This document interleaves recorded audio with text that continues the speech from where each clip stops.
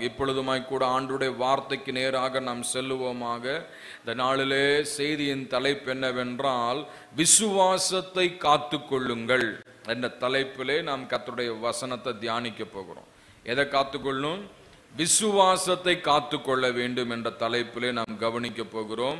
இதற்கு ஆதாரமாக 2 தீமோத்தேயின் புஸ்தகம் 4ஆம் அதிகாரம் 7வது வசனத்தை நாம் வாசிக்க கவனமாய் கவனிப்போமாக.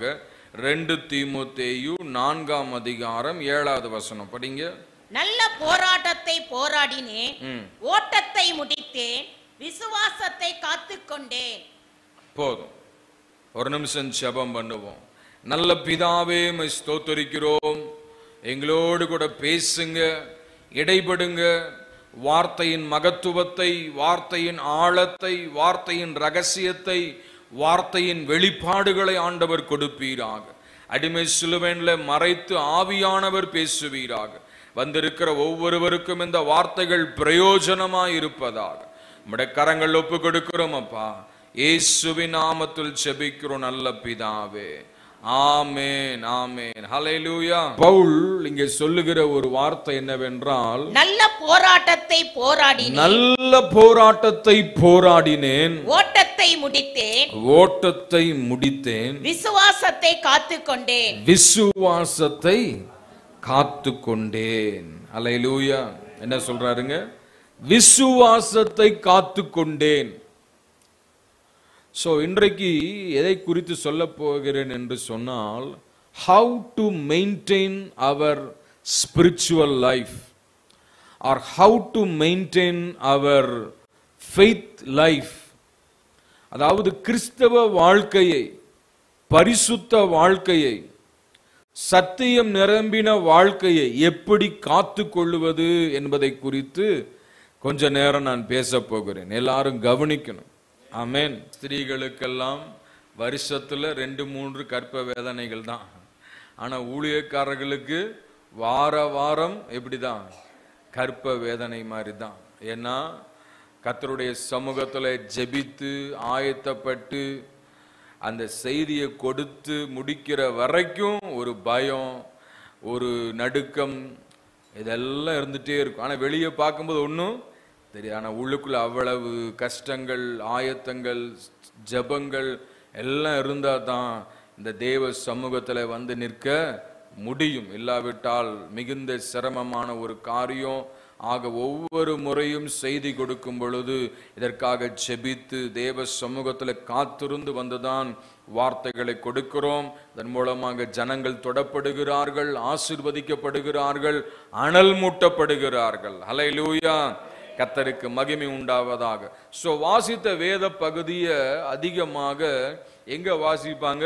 துக்க வீடுகள்ல, மரண கூட்டங்கள்ல வாசிப்பாங்க.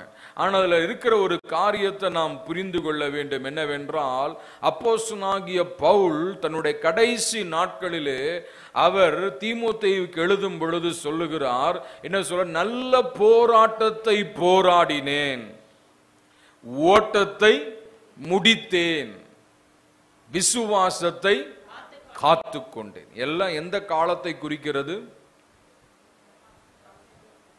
எந்த காலத்தை குறிக்கிறது? Past tense. போராடினேன், முடித்தேன், காத்துக்கொண்டேன். அல்லேலூயா. நம்ம சொல்ல முடியுமா? ஆமென். பவுலுடைய வாழ்க்கை சற்று யோசிச்சு பாருங்க. அப்போஸ்தலனாகிய பவுல் நல்ல ஒரு படித்த வாலிபன். அது மாத்திரமல்ல, அவருடைய மார்க்கத்தில், யூத மார்க்கத்தில் ரொம்ப தீவிரவாதியை போல காணப்பட்டார். சபைகளை துன்பப்படுத்தி கொண்டிருந்தார். ஆனால் அந்த நாட்களிலே தமஸ்குவுக்கு போகும் பொழுது சூரிய வெளிச்சத்திலும் அதிகமான ஒரு வெளிச்சம் அந்த பவுலை சந்தித்தபடியினாலே அவர் செத்தவனை போல கீழே விழுந்தார். கண்ணை திறந்து பார்க்கிறாரு, கண்ணு தெரியல. கைலா கொடுத்து நடத்தப்பட்டு அங்கே ஒரு வீட்டுக்கு அங்கே ஒரு வீட்டுக்கு போகிறார். அங்கே போய் என்ன செய்யறாருங்க? 3 நாள் உபவாசம் இருந்து ஜெபிக்கிறார். உபவாசம் பட்னியா இருந்து ஜெபிக்கிறார். அப்பொழுது அனனியாவுக்கு கர்த்தருடைய வார்த்தை வந்து, நீ போய் இப்படி ஒரு தர்சு பட்டணத்து யூதன் வந்திருக்கிறான், அவனுக்காக நீ ஜெபம் பண்ணு அப்படின்னு சொல்றாரு. அந்த சூழ்நிலையில தான் பவுல் ஆண்டவராகி இயேசுவை தன் வாழ்க்கையின் சொந்த இரட்சகராக ஏற்றுக்கொண்டார். அப்பொழுது அனனியாட்ட சொல்றாரு, இந்த மனுஷன் எனக்காக எவ்வளவு பாடுபட போகிறான் என்பதை நான் அறிந்திருக்கிறேன் என்று சொல்லி.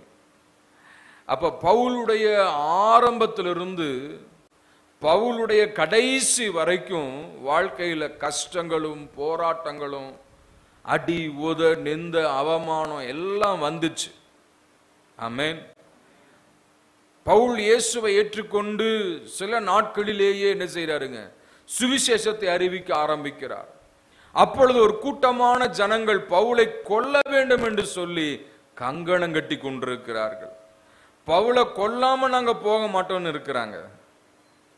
அப்போ சீஷர்கள் என்ன செய்யறாங்க, ஜன்னல் வழியாக ஒரு கூடையில வைத்து இறக்கி விடுகிறார்கள். இப்படி இயேசுவை ஏற்றுக்கொண்ட அந்த ஆரம்பத்திலிருந்தே அவருடைய உயிருக்கே போராட்டம், பல கஷ்டங்கள், பல பாடுகள், பல வேதனைகள் எல்லாவற்றையும் சகிச்சு அவர் கடைசியில சொல்றாரு, என்னுடைய விசுவாசத்தை நான் காத்து கொண்டேன். அல்லேலூயா. இன்னைக்கு சில கஷ்டங்கள் வரும்பொழுது, போராட்டங்கள் வரும்போது ஜனங்க என்ன செய்யறாங்க, கர்த்தரை விட்டு பின்வாங்கி போகிறார்கள், விசுவாசத்தை விட்டு பின்வாங்கி போகிறார்கள், ரட்சிப்பை விட்டு பின்வாங்கி போகிறார்கள், சத்தியத்தை விட்டு பின்வாங்கி போகிறார்கள்.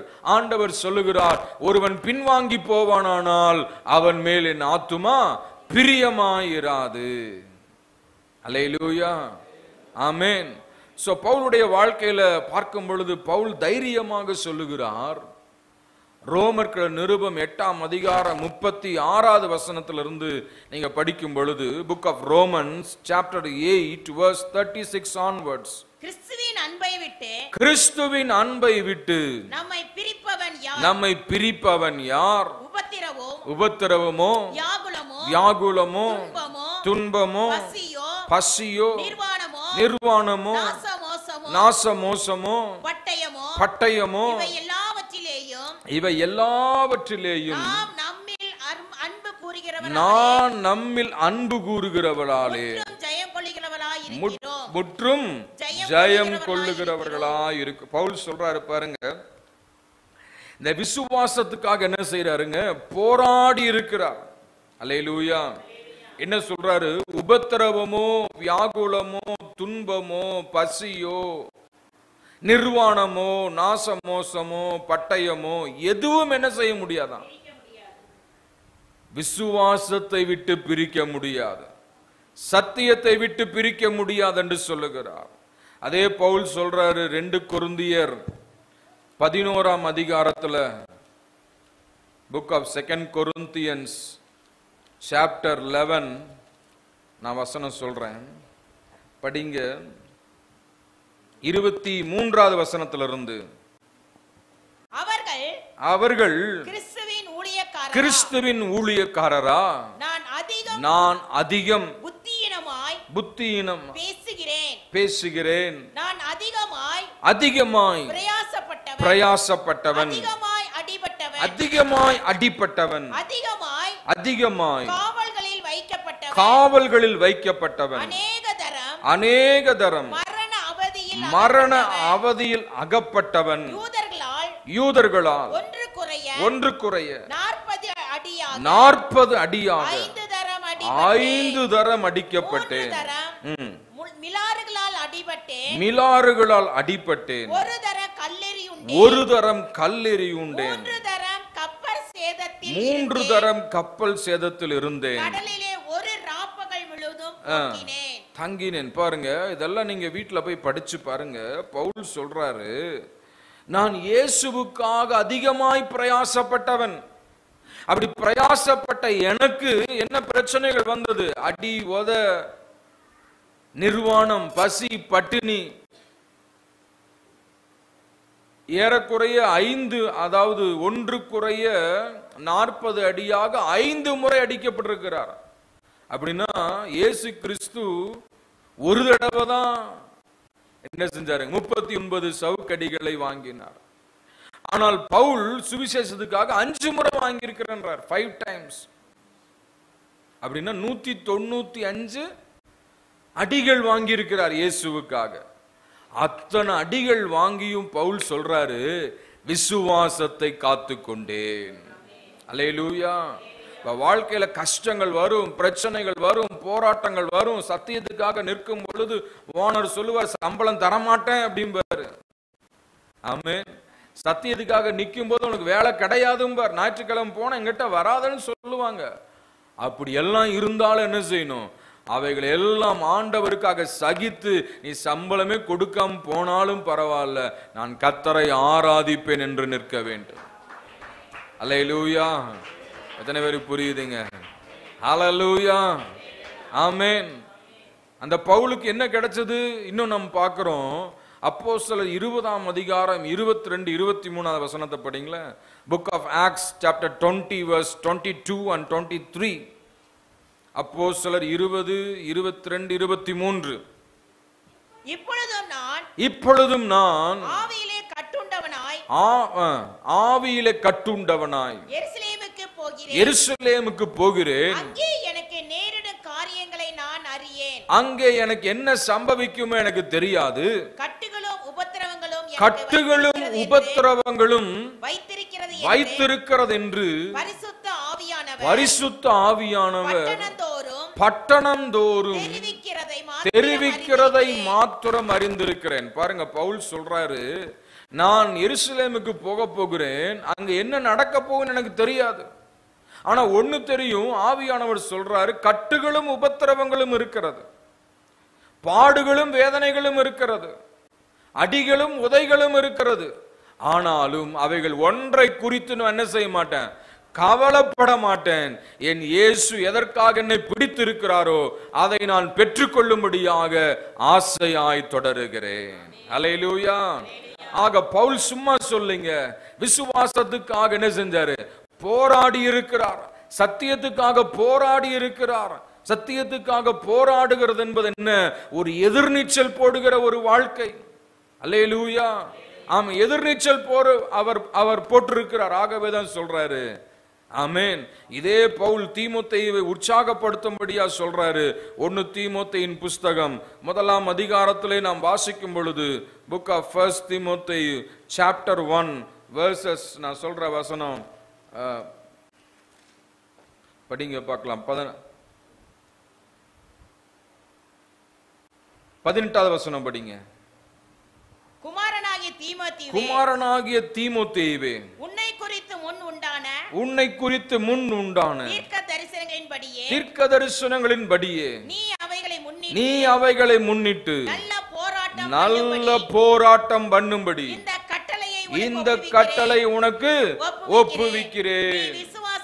நீ விசுவாசமும் நல் மனசாட்சியும் உள்ளவனாயிரு. என்ன சொல்றாரு? நீ இவைகளை முன்னிட்டு நல்ல போராட்டம் பண்ணு. எதற்காக போராடு? சத்தியத்துக்காக போராடு, விசுவாசத்துக்காக போராடு, உண்மைக்காக போராடு, ரட்சிப்புக்காக போராடு. இன்னைக்கு எதுக்காக போராடி கொண்டிருக்கிறோம்? எனக்கு ஒரு வீடு வேணுமேன்னு போராடுறோம், எனக்கு ஒரு கார் வேணுமேன்னு போராடுறோம், எனக்கு ஒரு நல்ல துணி வேணுமேன்னு போராடுறோம் இல்லையா? மெயினானது என்ன? அல்டிமேட் என்ன? விசுவாசத்துக்காக போராட வேண்டும். ஒரு முறை பெற்றுக்கொண்ட அந்த ரட்சிப்பை கடைசி வரை என்ன செய்யணும்? காத்துக்கொள்ள வேண்டும். அல்லேலூயா. அநேகருடைய வாழ்க்கையை பார்க்கும் பொழுது good beginning but sad ending. நல்ல ஆரம்பம், ஆனால் துக்கமான முடிவு. தேவ பிள்ளையே, இடையிலே ஆண்டவர் சொல்றாரு, உன்னை மயக்கினவன் யார்?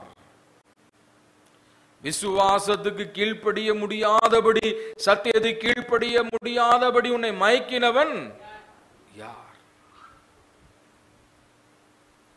அதே பவுல் சொல்றாரு, நான் என்னுடைய வாழ்க்கையில என்னுடைய விசுவாசத்தை காத்துக்கொண்டேன்.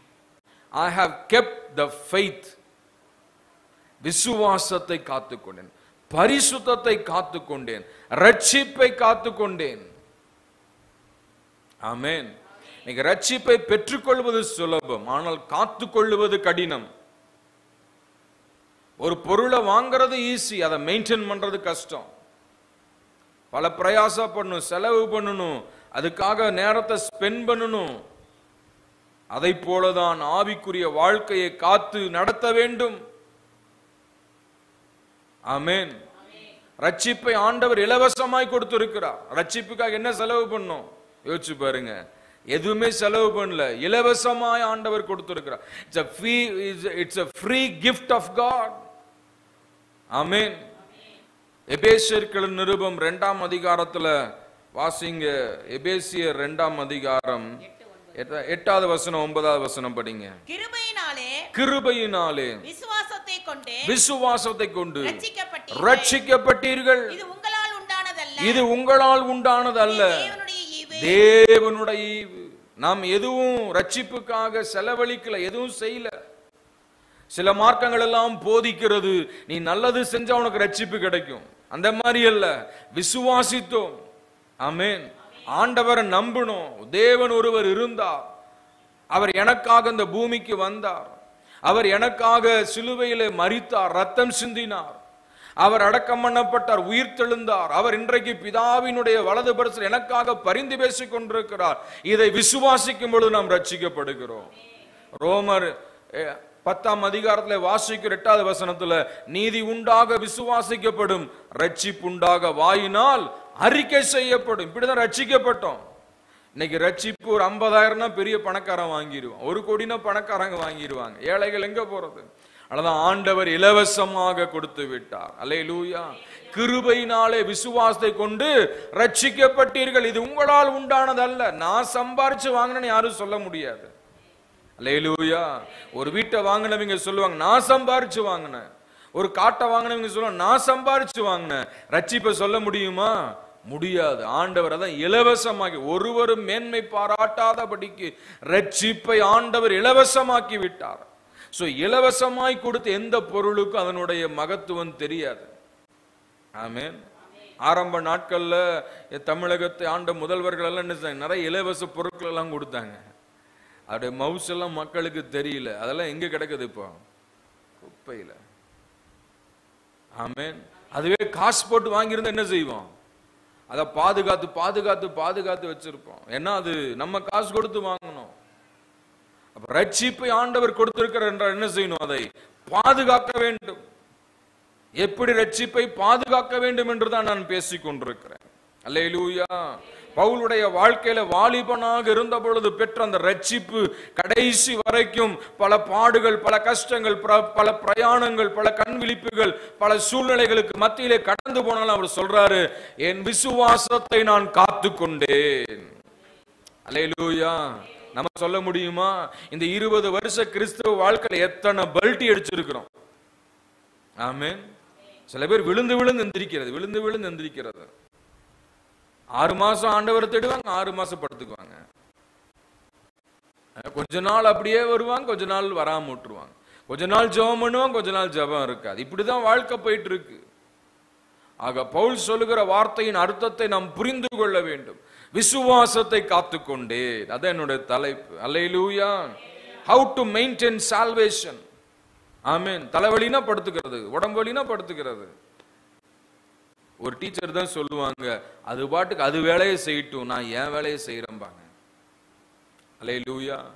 ஒரு பஸ் டிரைவர் ஆன் டியூட்டியில் இருக்கிற தலை வலிக்குதுன்னா பேசாம ஒரு வண்டி ஓரம் அணிஞ்சிட்டு போய் படுத்துக்குவாரா? சொல்லுங்க. அதுக்கு என்ன செய்யணுமோ செஞ்சு, ஒரு மாத்திரையோ தைலமோ போட்டு ஒரு டீயோ குடிச்சு என்ன செய்யணும்? வண்டியை ஓட்டி கொண்டு போய் சேர வேண்டிய இடத்துல சேர்த்தணும். ஒரு ஊழியத்தை நடத்துறோம் அப்படின்னு சொன்னா எத்தனையோ கஷ்டங்கள் சரீர ரீதியாக இருக்கிறது, எவ்வளவோ பிரயாசங்கள் இருக்கிறது. ஆமென். அத்தனையும் சகிச்சுதான் என்ன செய்யறோம்? நிற்கிறோம். அப்போஸ்தலனாகிய பவுல் சொல்றாரு, இந்த சரீரத்தை என்ன செய்யணுமா? I beat my body as a slave. சரீரத்தை என்ன செய்யறேன்? தாழ்த்தி ஒடுக்குகிறேன் என்று சொல்லுகிறார். அல்லேலூயா. கவனிக்கிறீங்களா? அப்ப விசுவாசத்துக்கு என்ன செய்யணும்?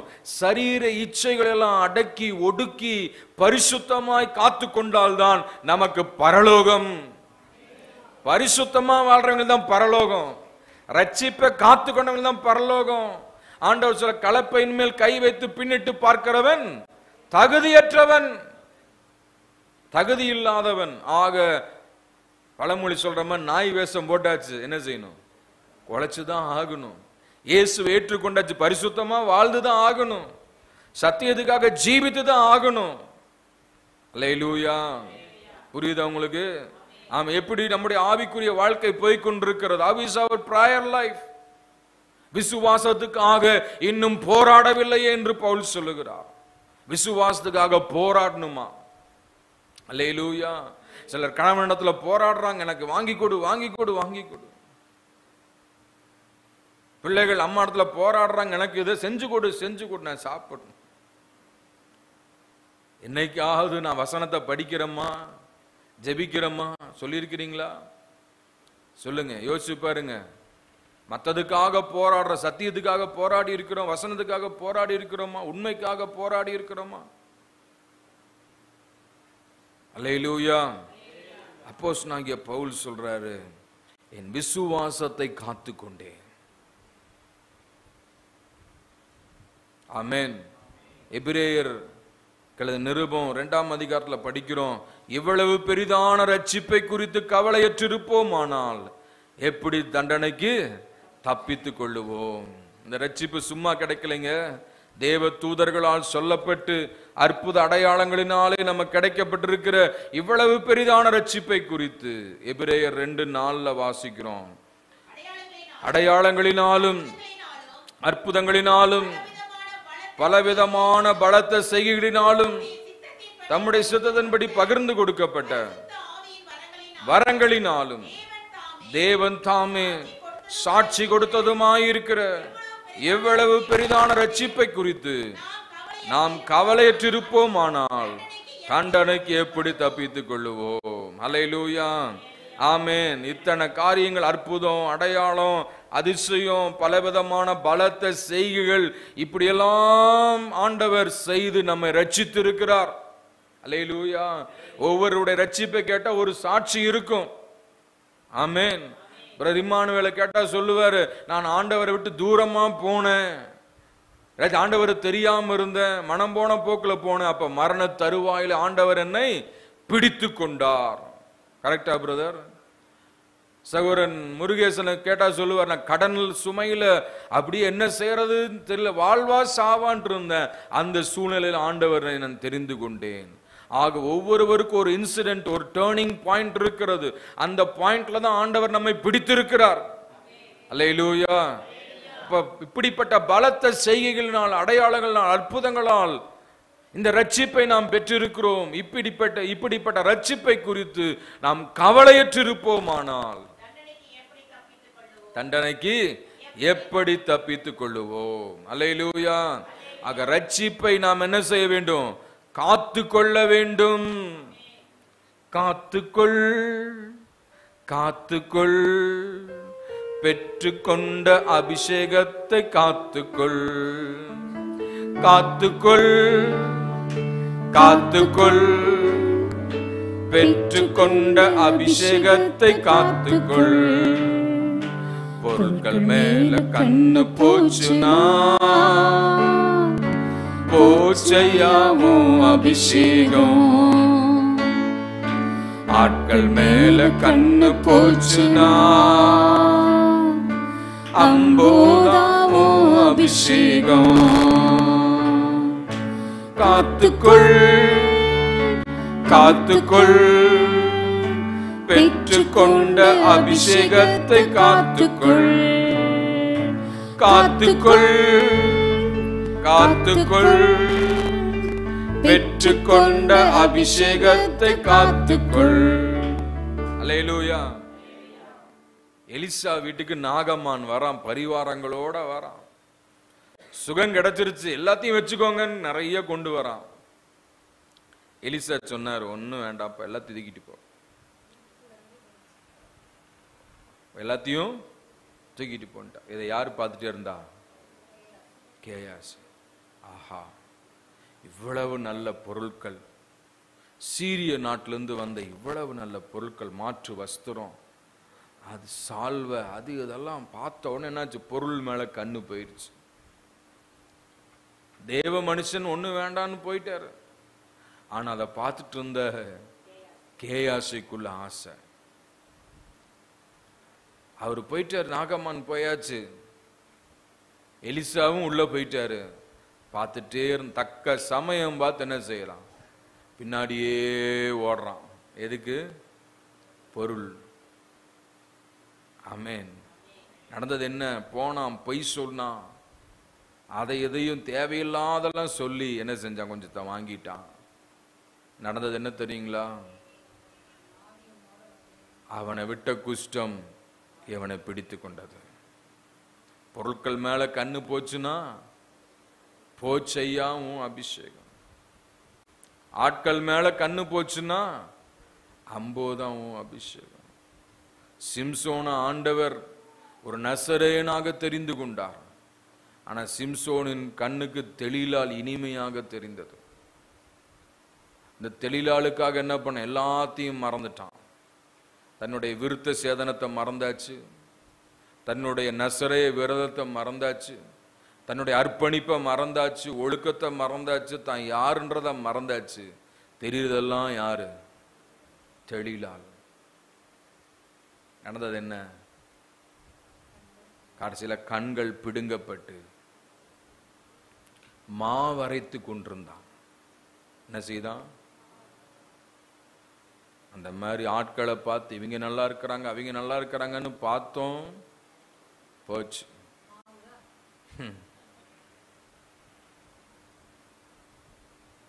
கவனிக்கிறீங்களா? அல்லேலூயா, ஆமென். ஆக காத்துக்கொள், விசுவாச நல்ல போராட்டம் பண்ணு. பவுல் தீமோத்தேயுக்கு சொல்ல, எல்லாம் வாலிபனுக்கு சொல்றாரு, என்ன செய்ய, உனக்கு கொடுக்கப்பட்ட அந்த காரியத்துக்காக என்ன செய், போராடு, போராடு என்று சொல்லுகிறார். அல்லேலூயா, ஆமா. நீ இவைகளை முன்னிட்டு நல்ல போராட்டம் பண்ணு, நல்ல போராட்டம் பண்ணுங்க. ஆலயத்துக்கு வரணும், சத்தியத்தை கேட்கணும், தடைகள் வரும். ஆனா தடைகளை தாண்டி ஆண்டவரை தேடி வரணும். அன்னைக்குதான் உறவினர்கள் வருவாங்க, அன்னைக்குதான் ஒரு இலவு செய்தி வரும், அன்னைக்குதான் ஒரு நல்ல விசேஷம் பத்திரிக்கை கொடுப்பாங்க. எதுனாலும் சரி, ஃபர்ஸ்ட் யாருக்கு? கர்த்தருக்கு முக்கியத்துவம் கொடுக்கணும். Hallelujah. First priority should be given to God. First தேவன், அப்புறம் தான் எல்லாம். ஃபர்ஸ்ட் ஆராதனை, ஃபர்ஸ்ட் சத்தியம், ஃபர்ஸ்ட் ரட்சிப்பை காத்துக்கொள்ளணும், அப்புறம் தான் எல்லாம். இப்படி ஒரு கட்டுப்பாட்டுக்குள்ள வரணுங்க. அல்லேலூயா. எப்படி காத்துக்கொள்வது என்று சொல்லி நான் ஒரு சில காரியங்களை சொல்ல போறேன். கவனமா கவனிங்க. ரட்சிப்பை என்ன செய்யணும்? காத்துக்கொள்ள வேண்டும். எப்படி காத்துக்கொள்ள முடியும்? வாசிங்க, சங்கீதம் 119:9 வசனம். வாலிபன் தன் வழியை எதனால் சுத்தம் பண்ணுவான்?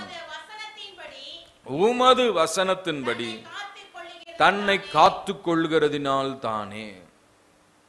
வாலிபர்களுக்கு மாத்திரமல்ல, பெரியவர்களுக்கும் இந்த வசனம், எல்லாருக்கும் இந்த வசனம்.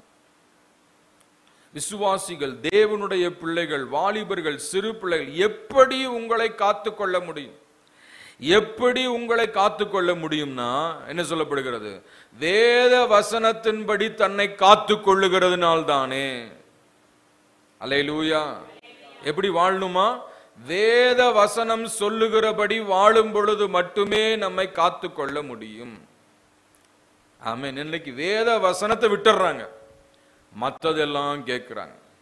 டாக்டர் சொல்றத கேட்கிறாங்க, வைத்தியர் சொல்றத கேட்கிறாங்க, மற்ற அறிவுரைகள் சொல்றத கேட்கிறாங்க. ஆனா வசனத்தை விட்டு விடுகிறார்கள். அப்ப ரட்சிப்பை எப்படி காத்துக்கொள்ள முடியுமானால், எப்படி காத்துக்கொள்ள முடியும்? வசனத்தின்படி வாழ்வதின் மூலமாக மட்டுமே நம்முடைய வாழ்க்கையை என்ன செய்ய முடியுங்க? பாதுகாக்க முடியும். ரட்சிப்பை காத்துக்கொள்ள முடியும். அல்லேலூயா.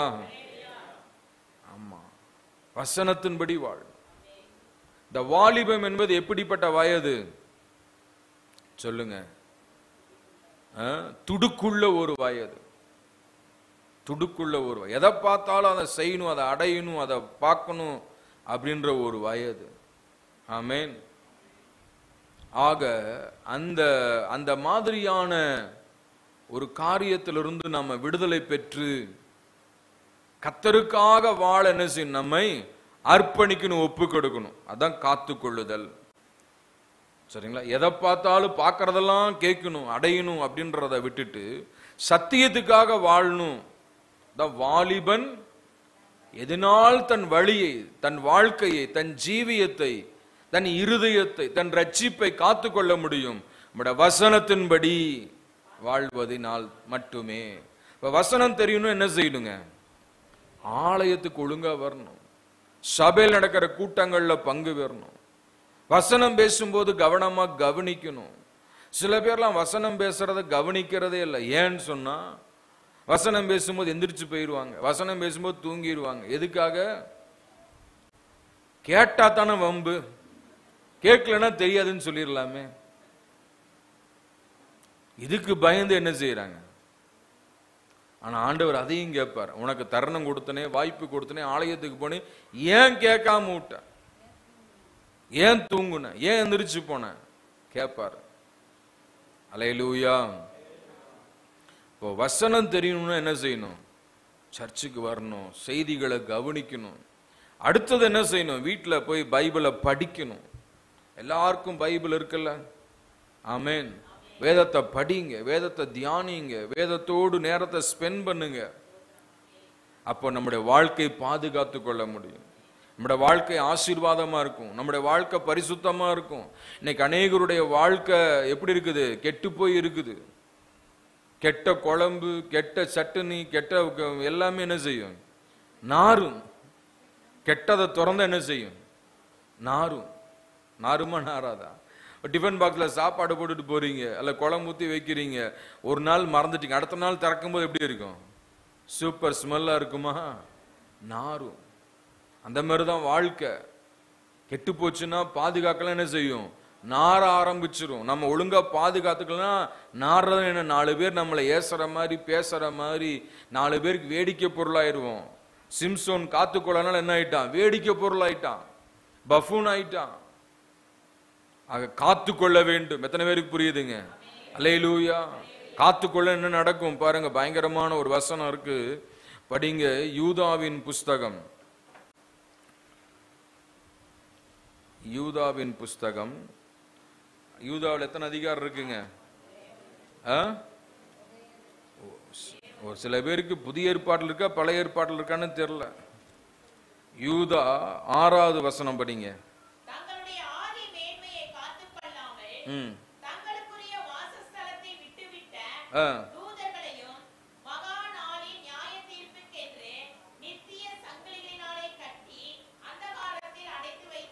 சரி, என்ன படிக்கிறோம்? தங்களுடைய ஆதி மேன்மையை காத்து கொள்ளாமல் தங்களுக்குரிய வாசஸ்தலத்தை விட்டுவிட்ட தூதர்களை.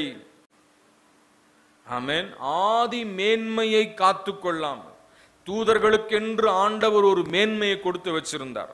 இந்த தூதர்கள் எல்லாம் எப்படி இருப்பாங்களாம் சொல்லுங்க? அனுப்பப்படுகிற பணிவிடை ஆவிகள், தேவ சமூகத்தில் இருக்கிறவர்கள், ஆண்டவரை ஆராதிக்கிறவர்கள், ஆண்டவருடைய அந்த சமூகத்தில் இருக்கிற அந்த தூதர்கள் என்ன சொல்லப்பட்டிருக்கிறன்னா, தங்களுடைய ஆதி மேன்மையை காத்து கொள்ளாமல் தங்களுக்குரிய வாசஸ்தலத்தை விட்டுவிட்ட தூதர்களையும். ஏன் விட்டுவிட்டாங்க?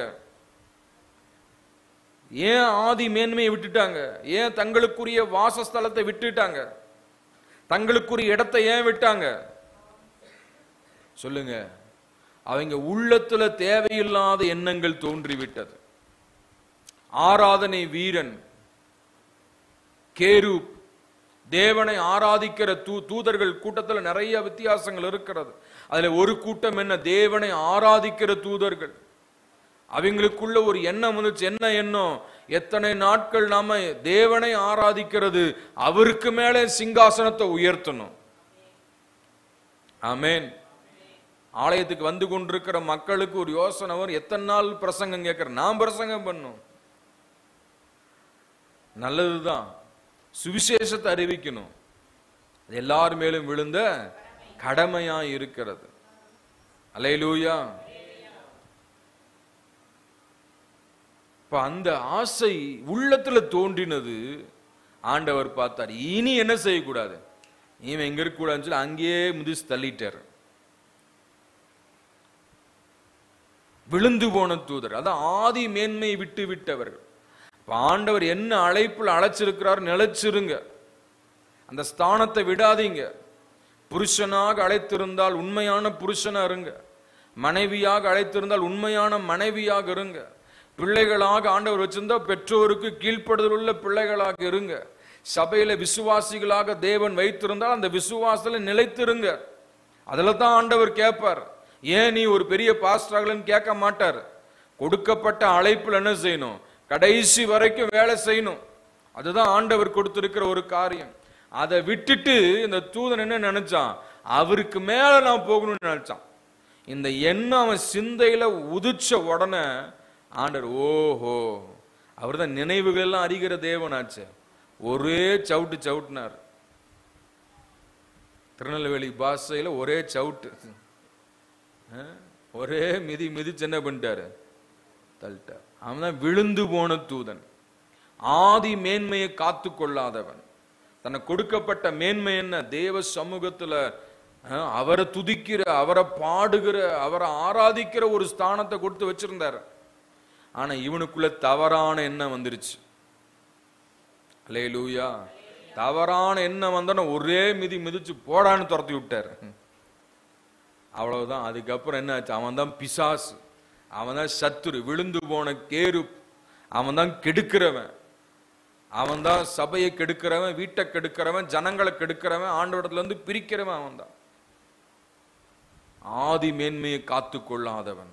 அது மாத்திரமல்ல, என்ன சொல்லப்பட்டிருக்கு? தங்களுக்குரிய தங்களுக்குரிய இடம், அவங்களுக்கு ஆண்டவர் வாசஸ்தலத்தை கொடுத்திருந்தார், அதெல்லாம் விட்டுட்டாங்க. விட்ட தூதர்களையும் மகா நாளின் நியாய தீர்ப்புக்கென்று நித்திய சங்களைகளினாலே ஆண்டவர் கட்டி அந்தகாரத்திலே அடைத்து வைத்திருக்கிறாராம். அந்த சீசர் அந்த தூதனையெல்லாம் என்ன செய்யறாராம்? சங்கிலியில கட்டி அந்தகாரத்துல இருள்ல அடைச்சு வச்சிருக்கிறார். எதற்கு? வெள்ளை சிங்காசன நியாய தீர்ப்புல கொண்டு வரும்படியாக. ஆமென், அல்லேலூயா. ஆக சத்தியத்தை, விசுவாசத்தை, ரட்சிப்பை விளையாட்டு எண்ணக்கூடாது. தூதர்களுக்கு அந்த நிலைமைனா உங்களுக்கு எனக்கு என்ன யோசிச்சு பாருங்க. ஆமென். கவனிக்கிறீங்களா? Praise the lord. ஆக இன்னொரு வசனத்தை கூட படிங்க. 2 பேதுரு 2ஆம் அதிகாரம் 4வது வசனம். 2 Peter chapter 2 verse 4 படிங்க. பாவம் செய்த தூதர்களை தேவன் தப்ப விடாமல் அந்தகார சங்களினாலே கட்டி நரகத்திலே தள்ளி ஒப்பு கொடுத்து. போதும் பாருங்க. பாவம் செய்த தூதர்களை, தூதர்கள் என்ன செஞ்சிருக்கிறாங்க? பாவம் செஞ்சிருக்காங்க. பாவம்ன்றது என்ன? மிஸ்ஸிங் த மார்க், ஹமர்டியா. என்னது கிரேக்க மொழியில ஹமர்டியா அப்படின்னா பாவம். அதுக்குரிய அர்த்தம் என்ன? மிஸ்ஸிங் த மார்க், குறியை தவற விடுவது பாவம். செய்ய வேண்டியதை செய்யாமல் இருப்பது பாவம். ஆமென். செய்ய வேண்டாம் என்று சொல்லுவதை செய்வது பாவம். ஆண்டவர் சொல்ல தொடாதென்றார், தொடக்கூடாது. ருசி பாராது என்றார், ருசி பார்க்க கூடாது. இல்ல நான் அப்படிதான் பார்ப்பேன்னா அது பாவம். அப்ப தூதர்கள், பாவம் செய்த தூதர்களை தேவன் தப்ப விடாமல் இருக்க. இன்னைக்கு என்ன செய்யறோம்? நம்ம என்ன வேணா செஞ்சுக்கலாம், பண்ணிக்கலாம். ஆண்டவருக்கு தெரியவா போகுது? இந்த பூனை பால் குடிக்கும் போது கண்ணை மூடிக்குமா? கண்ணை மூடணும் அதை நினைச்சுக்குமா உலகமே இருட்டா இருக்குன்ட்டு. அந்த பூனைக்கு தெரியல உலகம் வெளிச்சமா தான் இருக்கு, அதுக்கு தான் இருட்டா இருக்குதுன்னு. ஆக நம்ம செய்யறது யாருக்கும் தெரியாது நினைக்க கூடாது. ஒருவர் பார்த்து கொண்டிருக்கிறார். தேர்ட் ஐ அப்படின்னு சொல்றாங்க. 3வது கண் என்னது? கேமரா. அதுதான் எல்லாத்தையும் காமிச்சு கொடுக்கும். அந்த மாதிரி ஆண்டவருடைய கண்கள் எப்படி இருக்குங்க? அகில உலகத்துக்கும் கேமராவா இருக்கு. கர்த்தருடைய கண்கள் நல்லோரையும் தீயோரையும் நோக்கி பார்த்து கொண்டிருக்கிறது. அப்படியே பார்வையிலே அவர் நினைவெல்லாம் தெரிஞ்சிடும். பார்வையில் என்ன நினைக்கின்றது ஆண்டவருக்கு தெரிஞ்சிடும். ஆக தூதர்கள், பாவம் செய்த தூதர்களை தப்ப விடாது இருக்க. எங்கேயும் தப்பிச்சு போக முடியாது. ஆண்டவர்கிட்ட தப்பிச்சு போக முடியுமா? ஒரு குற்றவாளிய போலீஸ்காரங்க என்ன செய்யறாங்க? எத்தனை நாள் ஆனாலும் எங்க இருந்தாலும் பிடிச்சிடுறாங்க. வெளிநாட்டுக்கே போனாலும் அங்க போய் பிடிச்சிடுறாங்க. கவனிக்கிறீங்களா? ஆமென். தலைமறைவா இருந்தாலும் எத்தனை வருஷம் ஆனாலும் என்ன செய்யறாங்க? கண்டுபிடிச்சிடுறாங்க. அந்த மாதிரி உலகத்தில் இருக்கிற இந்த போலீஸ்காரங்க இந்த இவங்களே கண்டுபிடிக்கிறாங்கன்னா கர்த்தர்ட்ட தப்ப முடியுமா? முடியுமா? முடியாதுங்க. பாவம் செய்த தூதர்களை தேவன் தப்ப விடாமல் அந்தகார சங்கிலியினாலே கட்டி நரகத்தில் தள்ளி நியாய தீர்ப்புக்கு வைக்கப்பட்டவர்களாக ஒப்பு கொடுத்திருக்கிறார். நியாய தீர்ப்பு தான். அப்புறம் இந்த நியாய தீர்ப்பில் என்ன கிடைக்கும்? நரகம் தான் கிடைக்கும். நரகம் என்பது என்ன? அவியாத அக்கினி எரிகிற இடம். இந்த வெயிலுக்கே சாப்பாடாங்கிறோம். ஃபேன் இல்லையா, லைட் இல்லையா, ஏசி இல்லையா, காத்து இல்லையான்னு கேட்டிருக்கிறோம். நரகத்தில் என்ன வரும் சொல்லுங்க? யார் ஃபேன் போடுவா? யார் தண்ணி கொடுப்பா? சொல்லுங்க. அல்லேலூயா. எங்கேயாவது போகும்போது போற போதே பாட்டில் தூக்கிட்டு போயிடுறோம். எதுக்கு? தண்ணி குடிக்கிறதுக்கு. நரகத்தில் எதை தூக்கிட்டு போக முடியும்? யோசிச்சு பாருங்க. ஆக தேவ பிள்ளையே, இதெல்லாம் கேட்கும்போது ஒரு பயம் வரணும், ஒரு நடுக்கம் வரணும். ரட்சிப்பை காத்துக்கொள்ளணும், விசுவாசத்தை காத்துக்கொள்ளணும். ஆமேன். ஏதாவது சின்ன தவறுனா கூட என்ன ஆகும்? பரிசுத்தம் போயிடும். பவுல் சொல்றாரு, எத்தனையோ பாடுகள், கஷ்டங்கள், நிந்தைகள் எல்லாத்தையும் சகிச்சு சொல்றாரு, விசுவாசத்தை காத்துக்கொண்டேன். ரட்சிப்பை காத்துக்கொள்ளுங்க, பரிசுத்தத்தை காத்துக்கொள்ளுங்க, உண்மையை காத்துக்கொள்ளுங்க, தங்களுக்கு ஒரு இடத்தை காத்துக்கொள்ளுங்க. வேத வசனம் சொல்லுகிறது, தன் ஸ்தானத்தை விட்டு அலைகிற மனுஷன் எப்படி இருப்பானா? கூட்டை விட்டு அலைகிற குருவியை போல் இருப்பான். ஆண்டவர் ஒவ்வொருவருக்கும் ஒவ்வொரு ஸ்தானம் கொடுத்து வச்சிருக்கிறார். ஒவ்வொருவருக்கும் ஒரு பதவி கொடுத்து வச்சிருக்கிறார். ஒவ்வொருவருக்கும் ஒரு நல்ல வாழ்க்கையை கொடுத்து வச்சிருக்கிறார். ரட்சிப்பை கொடுத்து வச்சிருக்கிறார். இதை விட்டுட்டோம்னா எப்படி இருப்போம்? கூட்டை விட்டு அலைகிற குருவி. கூடுல இருக்கிற வரைக்கும் எவனும் கல் அடிக்க முடியாது. அலைகிற குருவியா இருந்தா என்ன செய்வான்? ஈஸியா அடிச்சு போடுவாங்க. கூடு இருந்தா ஒரு பாதுகாப்பு, கூடு இருந்தா சுகம், கூடு இருந்தா சமாதானம். கூடு இல்லைன்னா எப்படிங்க? அந்தரத்துல தொங்க வேண்டியதுதான். கவனிக்கிறீங்களா? கூடு என்பது என்ன? சபை, நல்ல ஐக்கியம். இந்த சபையை விட்டு நம்ம போகிறவங்கள இருந்து எப்படி இருக்கு? அலையிற வாழ்க்கை தான். இங்கே அங்கேயும் நிம்மதி இருக்காது, சமாதானம் இருக்காது, ஆரோக்கியம் இருக்காது, அலைஞ்சிட்டே இருக்க வேண்டியது, நிம்மதியே இருக்காதுங்க. ஆக தேவ பிள்ளையே, இந்த ஆலயத்தில் கர்த்தர் கொண்டு வந்து உங்களை நாட்டி இருக்கிறாரா? நிலைச்சிருங்க. கஷ்டமோ பாடோ உபத்திரவமோ எல்லாம் வரும். வந்தாலும் நிலைத்திருந்தால்தான் கடைசியில சொல்ல முடியும், விசுவாசத்தை காத்து கொண்டேன், நல்ல போராட்டத்தை போராடினேன். போராடினேன். போராடணுங்க.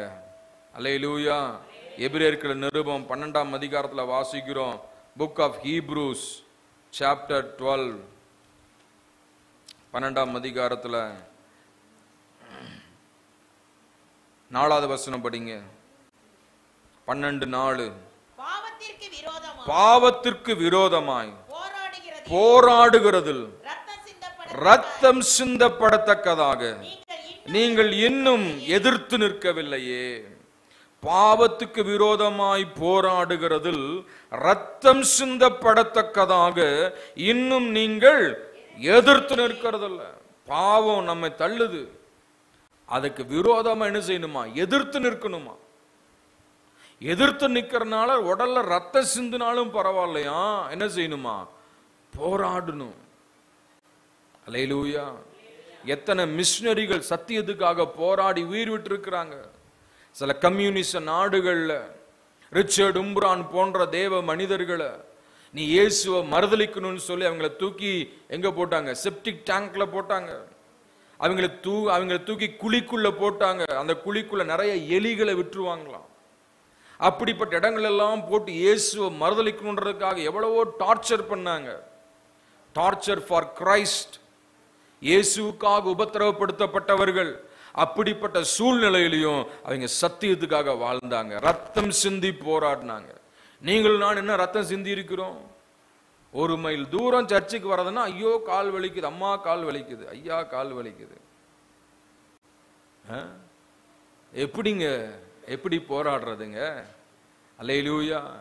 மேரி கோம்ஸ்ன்ற ஒரு அம்மா சின்ன பிள்ளையா இருக்கும்போது வசனத்தை படிக்கணுன்றதுக்காக பல கிலோமீட்டர் தூரம் நடந்து போனாங்க. மேரி ஜோன்ஸ் பல கிலோமீட்டர் நடந்து போனாங்க. 50 கிலோமீட்டர் நடந்து போனாங்க பைபிளை வாங்கறதுக்காக. இன்னைக்கு பாருங்க, பைபிளை கேட்கறதுக்காக எத்தனை கிலோமீட்டர் நம்ம வரோம் யோசிச்சு பாருங்க. பக்கத்துல இருந்து வரவங்க லேட்டா தான் வராங்க. எப்படிங்க ஆசீர்வதிக்கப்பட முடியும்? என்ன போராடி இருக்கிறோம் யோசிச்சு பாருங்க.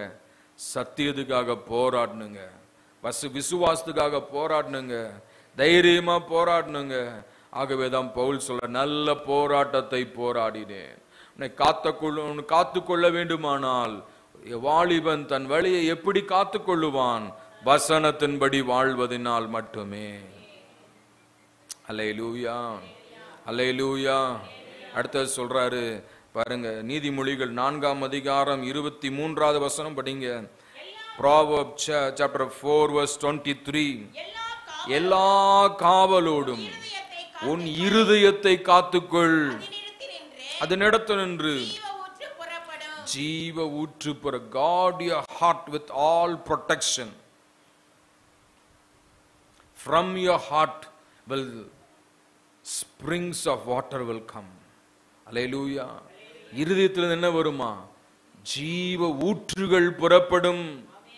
ஆக இருதயத்தை காத்துக்கொள். ஆமென். மனுஷன் நிறைய காத்துக்கொள்ளணும். கண்ணை காத்துக்கணும், காதை காத்துக்கணும், வாயை காத்துக்கணும், இருதயத்தை காத்துக்கணும், கைகளை காத்துக்கணும், கால்களை காத்துக்கணும், சரீர அவயவங்களை காத்துக்கணும், வயிற்றை காத்துக்கணும், மூளையை காத்துக்கணும், சிந்தையை காத்துக்கணும். இப்படி பல விஷயங்கள் என்ன செய்யணுங்க? காத்து கொண்டால் மட்டுமே விசுவாசத்தை நாம் காத்து கொள்ள முடியும். அல்லேலூயா. இருதயத்தை காத்துக்கொள், அதனிடத்தில் என்ன புறப்படுமா? ஜீவ ஊற்றுகள் புறப்படும். Price the Lord. காத்துக்கொள்ள வேண்டிய விஷயம் நிறைய இருக்குங்க. உதாரணமா சொல்லி முடிச்சிடறேன், பைபிள் திருப்ப வேண்டாம். தானியேலின் புஸ்தகத்துல சாத்ராக், மேஷாக், ஆபேத்நேகோ வாலிபர்கள் எதை பார்த்தாலும் சாப்பிடணும்னு இன்னைக்கு ஆசை.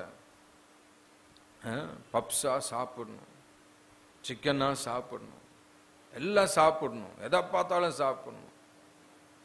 ஆனா அவங்க சொன்னாங்க, ராஜாவின் போஜனத்தினால் எங்களை தீட்டுப்படுத்த மாட்டோம். ஒரு டெடிகேஷன், ஒரு அர்ப்பணிப்பு இருந்துச்சு.